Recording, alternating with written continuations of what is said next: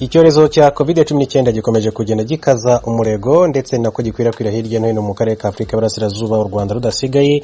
Muri Uganda ibintu bikomeje kuba bibi ndetse bafashe ingamba zikomeye cyane kugira ngo umubare w'abantu bakomeza kwandura udakomeza kuzamuka. Nako byagenze ku ruhande rw'u Rwanda kuko ku itariki ya 12 inama y'abaminisitiri yari yiboneye kwa Perezida wa Repubulika y'u Rwanda Paul Kagame yongeye gusuzuma ibijyanye n'ingamba zo kwirinda icyorezo cya COVID-19 iza no kwemeza yuko amasaha agomba kugabanuka kugira ngo mu by'ukuri abantu barushaho kumeza kwirinda icyorezo cya COVID-19 ndetse n'imodoka zitwara abagenzi mu buryo bwa rusange umubare w'abo zatwaraga ukagabanuka.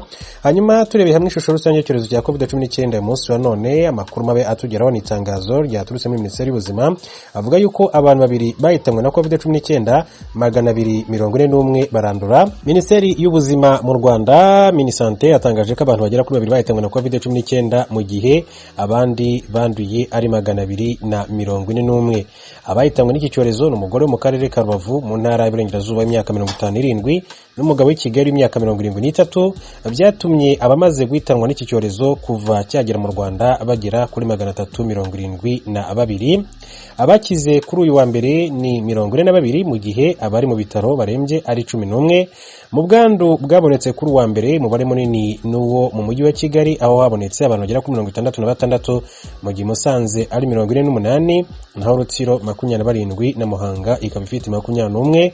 Usibye abanduye n'abakize, abakingiwe bo ni 1965 biganjemo bamaze gukingirwa mu gihugu hose. Rero bahawe urukingo rwa AstraZeneca ni 242,624 bose babonye doze ya kabiri. Abantu rero nkuko tubivuze 242,624 bamaze guhabwa doze ya kabiri urukingo rwa COVID-19 AstraZeneca, barimo 965 bayihawe ku munsi w'ejo. Twihanganishije umuryango umugore w'imyaka 57 w'Urubavu ndetse n'umugabo w'imyaka 73 w'i Kigali bitabye Imana bazize icyorezo cya COVID-19.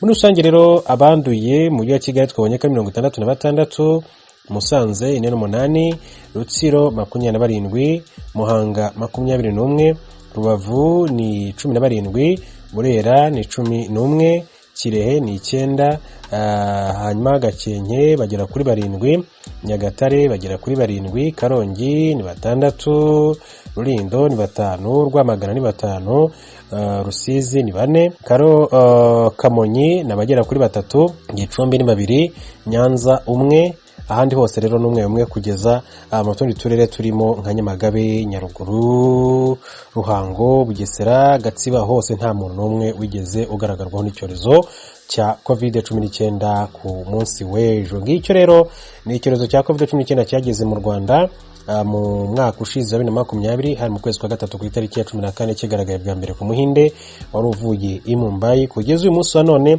kiracyakomeza kugenda cyandura kijya hirya no hino mu gihugu cy'u Rwanda, nako gihitana batari bake, tubonye bagera muri 370, ariko hagiye hafatwa ingamba zikomeye cyane ku buryo iki cyorezo iyo kitaza gufatirwa ingamba navuga umunsi wa none twakabaye tuvuga ibindi cyangwa se natwe tubivuga cyaramaze ko twirenza. Ikiriho rero nuko abantu bakwiye gukomeza kubahiriza ingamba zo kwirinda COVID-19 kugira ngo ubuzima burusheho kuba bwiza, ndetse n'ingamba zifatwa bakomeze kugenda boroshya kugira ngo twongere dusubire muri bya bihe, ariko uruhare no rwa buri munyarwanda no rwa buri muturage kugira ngo ibintu birusheho kugenda biba byiza muri rusange. Byari makuru Perezida Museveni na Tshisekedi wa Repubulika ya Demokarasi ya Kongo muhango ukomeye cyane uraza kubera ku mpaka ku mpande z'ibihugu byombi.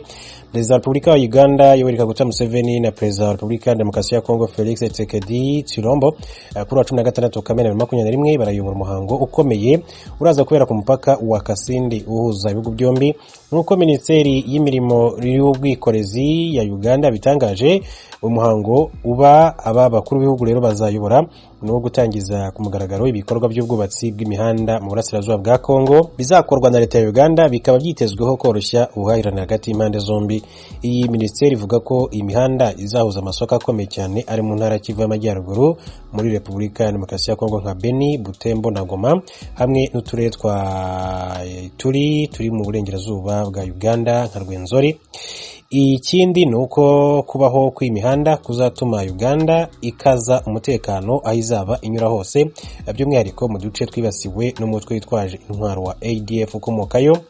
uyu muhango ugiye gukurikira isinywa ry'amasezerano y'ubufatanye bw'ibihugu byombi ryakozwe hagati y'intumwa za Repubulika ya Demokarasi ya Kongo zari muri Uganda na Perezida Museveni tariki ya 27 Gicurasi 2021. Muri Canada umugaba mukuru w'ingabo wungirije w'ingabo yeguye kubera umukino wa golf. Byagenze bite?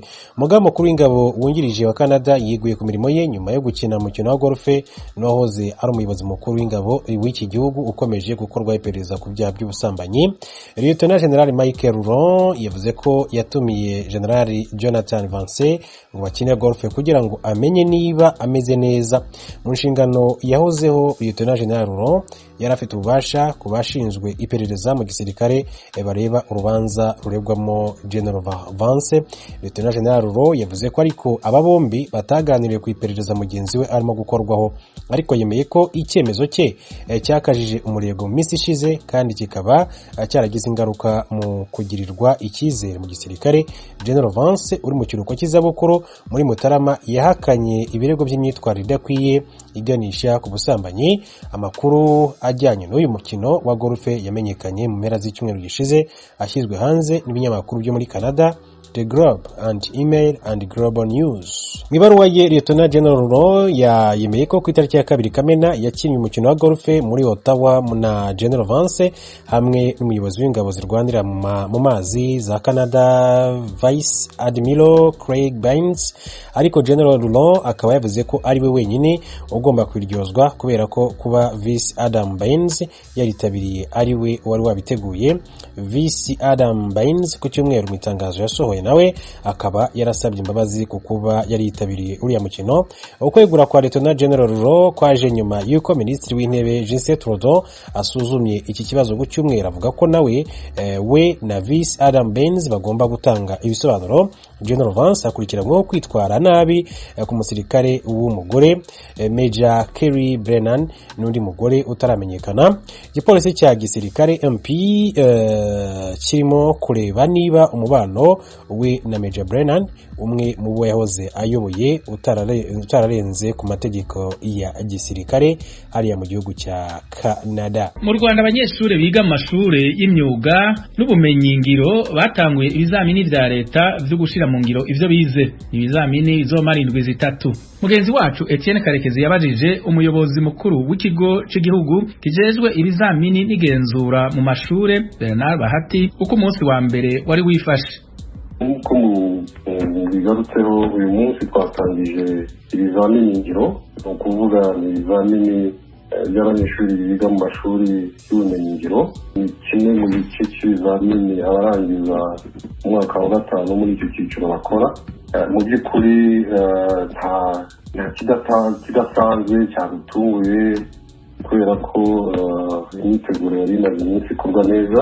Abanyeshuri kuva aho basubiriye ku ishuri abarimu babo barabafashije barihuta igihe bari baratakaje mu gihe bari muhira kubera COVID, bakora uko bashoboye barabafasha. Mwe ubwanya aho mwigereye se mwabonye abanyeshuri biteguye bihagije? Nari kumwe na nyakubahwa Minisitiri ushinzwe amashuri y'ubumenyingiro na ikoranabuhanga, niwe watangije ibizamini ku mugaragaro. Aho twari rero rwose nta kibazo gihari, twigeze tubona abanyeshuri bariteguye barishimye kandi biteguye kwerekana ibyo bize.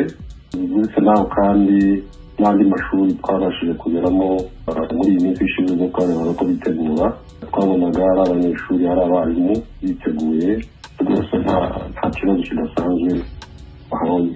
Icyo navuga nuko nyuma ya COVID-19 hashobora kuba byinshi byahindutse.